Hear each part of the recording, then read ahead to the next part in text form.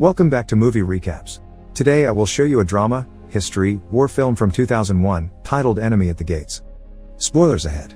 Watch out and take care. In 1942, a year after the German invasion of the Soviet Union during World War II, Red Army soldier Vasily Zaitsev is on a train to Stalingrad, thinking about the time his grandfather taught him how to shoot a rifle while hunting. On the train with him, there are hundreds of other soldiers, but also various civilians, including Tanya Chernova, who Vasily notices but doesn't dare to speak to. The civilians leave in the middle of the journey while the soldiers are dropped right in the middle of the Battle of Stalingrad. They need to board a boat to reach the front lines, and the enemy takes advantage of this, dropping bombs and opening fire on them as soon as they see them. Many soldiers fall, and when seeing this, others jump in the water trying to escape, only to be shot by their own superior officers for deserting. Once they reach the docks, only one of every two soldiers is given a rifle, the other is given bullets and instructions to follow the soldier with a weapon. The group is forced into a suicidal charge that the Germans easily overpower, and Vasily, who was given bullets, barely survives the assault by staying close to the ground and pretending to be dead. Once again, soldiers that try to escape are shot by their own side, considering them cowards and traitors. Soon the area is covered with bodies, with nobody alive in sight, until a few moments later, a car tries to cross the area. A tank shell hits it and knocks it over, and out of it comes Commissar Danilov, who rushes to hide inside a fountain, pretending to be another body in the pile and miraculously not getting killed when a group of Germans drive by and shoot at the bodies to make sure there aren't any survivors.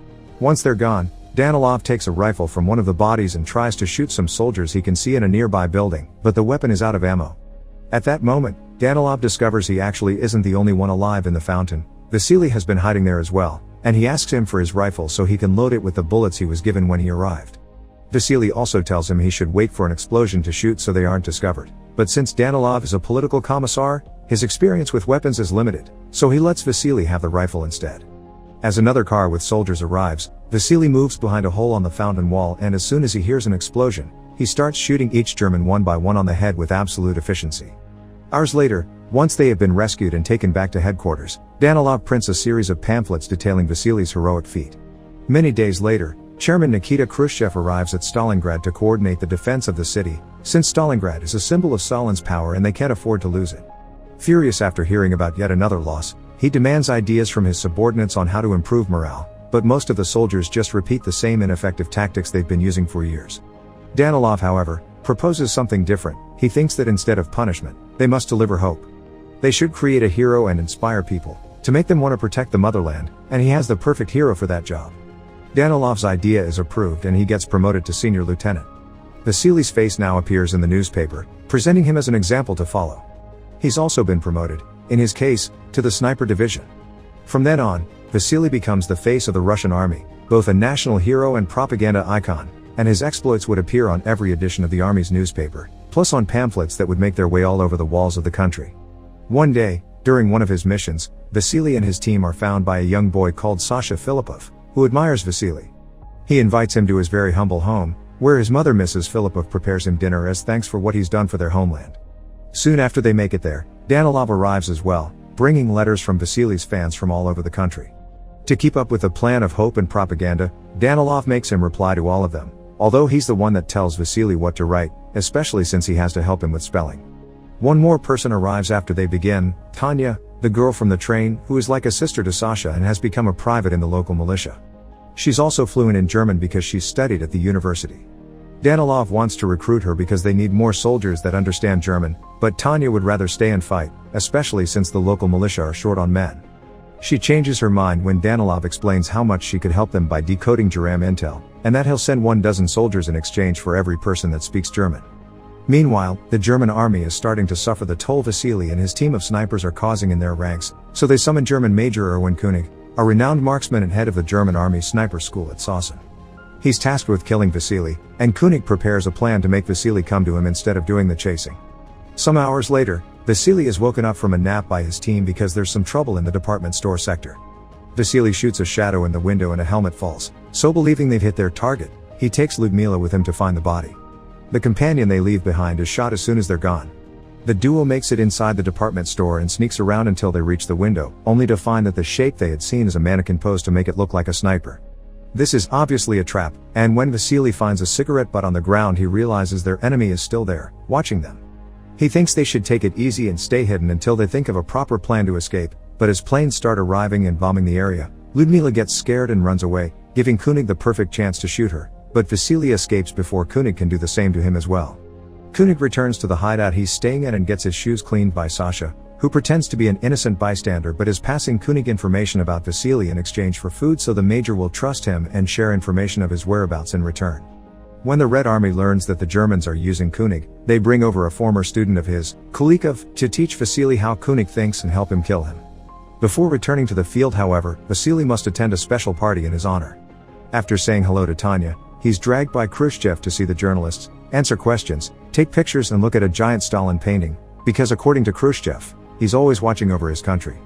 Seeing the painting makes Vasily think of the day his grandfather taught him to shoot again. It turns out he failed his first shot and that allowed the wolf to reach their horse and eat it. Some days later, Vasily, Kulikov and another member of the sniper team, Volodya, enter an abandoned building where they have been told they could find Cunning. As they sneak around as carefully as possible, they find a body in a shooting position, posed like the last trap. This means they're on the right track. After crossing an open area and luckily avoiding all bullets from the enemy, they manage to shoot 2 different repair guys before it's time for dinner. Volodya leaves his partners for a moment to retrieve the soup he had been heating in another room, but gets captured in the way. Cunning and his team try to make him confess where Vasily is hiding, but since Volodya won't talk, they dress him up as their own and send him out to pretend he's another repair guy. Without knowing who it really is, Kulikov immediately kills him, revealing their location on purpose so when he makes a helmet appear at the window, the enemy will shoot it and reveal their location as well. Cunning doesn't fall for the trap, so the duo decides to relocate, but when they jump an open section of the floor, Cunning takes the chance and shoots Kulikov while Vasily escapes safely. This constant chase between Vasily and Cunning is taking too long, and an impatient Khrushchev is starting to get on Danilov's back. After their meeting, Danilov goes to see Tanya to bring her a gift and try to court her, but she surprises him by asking to be reassigned. Some hours later, Vasily returns to headquarters and his mood isn't the best. He's never seen a shot like he's seen today, and thinks Cunning may be too good for him to beat. Danilov promises him they're getting new intel and that next time, Vasily will be 1 or perhaps even more steps ahead of him, so he has nothing to worry about.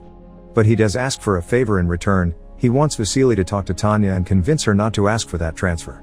When Vasily tries to do so, Tanya explains that she asked to be transferred because earlier in the morning, she learned her parents were among a group of prisoners that were executed by the Germans, and she wants to go there and fight. Understanding her need for revenge, Vasily gives her Kulikov's rifle. After Sasha shares information with both of them, Cunning and Vasily go to the same abandoned building, thinking they will surprise the other. While Cunning waits at an elevated platform, Vasily and his sniper partner enter through and hide behind the pipes, the shaking of which alerts Cunning of their position. As soon as the duo tries to move, Cunning shoots them, causing Vasily to lose his rifle and his companion to get hurt.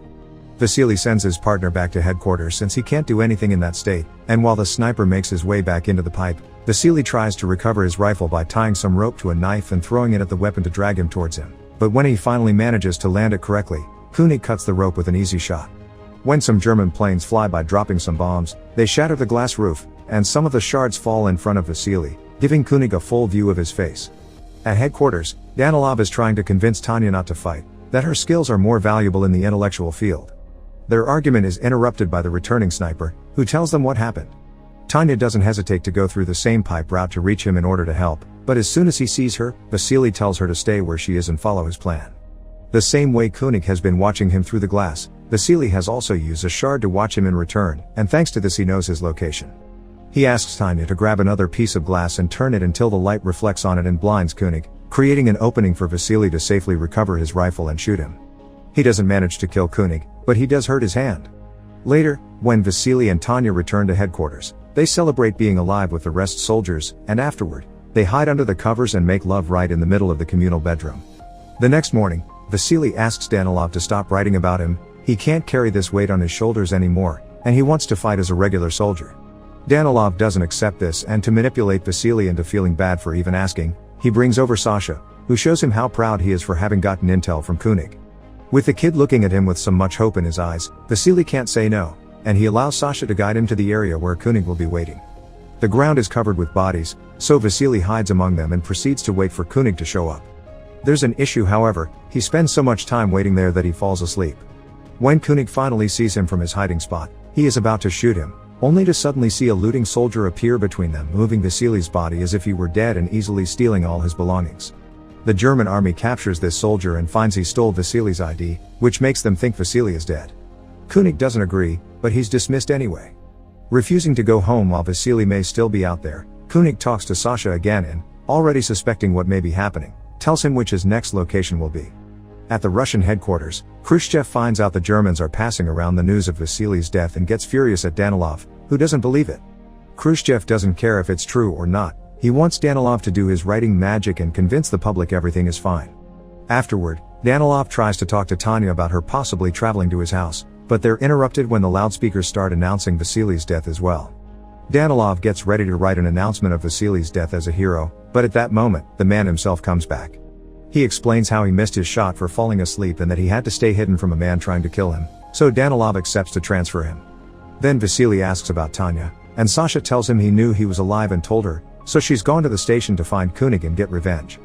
Danilov and Vasily rush to the station to rescue her, and when they find her, Vasily and Tanya kiss, causing Danilov to get incredibly jealous.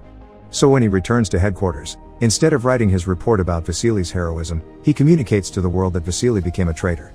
What they aren't aware of is the fact Cunning has seen them at the station, and now knows for sure that Sasha has been passing on the information, so he captures the kid and hangs him off a pole to bait Vasily. The one who almost falls for it when seeing the body though, it's Tanya, and she doesn't go after Cunning only because Vasily stops her, saying that's what he wants. They agree on a plan. While Vasily goes after him, Tanya asks Danilov for a favor and together they go to see Mrs. Filippov to get her out of the country with a special pass Danilov got for her.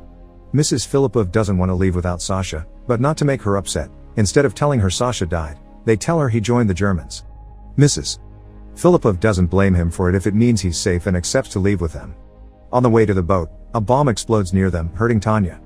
Danilov thinks she's died and leaves, but Mrs. Filippov doesn't give up and convinces a doctor to let Tanya board with her by showing her special pass and saying Tanya is her daughter. Vasily and Cunning are at a standoff in their respective hiding spots, not knowing where the other is. Danilov suddenly shows up next to Vasily, and now that Tanya is dead, he thinks he has nothing else to live for and humanity isn't worth saving.